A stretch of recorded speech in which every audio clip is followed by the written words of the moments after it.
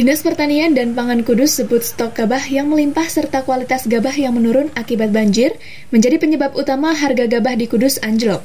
Untuk itu, petani diminta menunda penjualan dengan memanfaatkan sistem resi gudang agar tak merugi.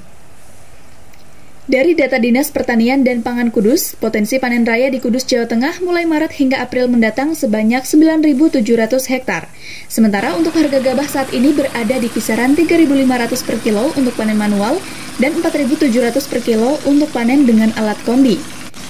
Menurut Kasih Tanaman dan Pangan Kudus, Arin Nikmah, harga gabah saat ini cenderung alami penurunan. Penyebabnya panen yang bersamaan serta kualitas gabah yang menurun akibat terendam banjir beberapa waktu lalu.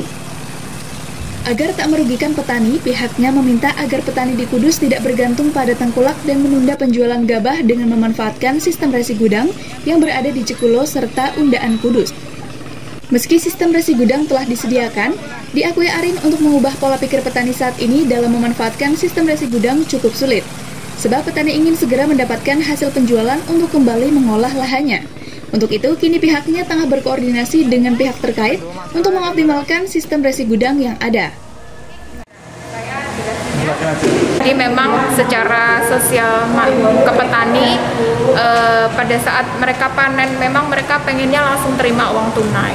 Sehingga ini juga menjadi potensi seolah-olah mereka tidak bisa berbuat banyak ketika harga menjadi turun.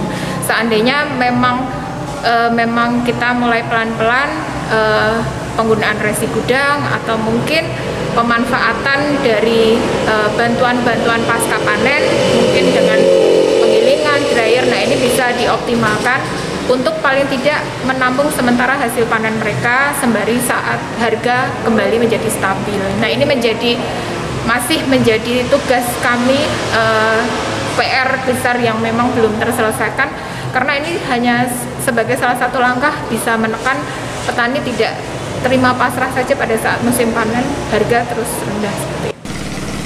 Seperti diketahui sebelumnya, sejumlah petani di Kudus, Jawa Tengah merugi akibat anjloknya harga gabah. Selain itu, petani juga resah dengan rencana pemerintah mengimpor beras yang berpotensi kembali menurunkan harga gabah. Dari Kudus, Jawa Tengah, tim MTV Jateng mengabarkan.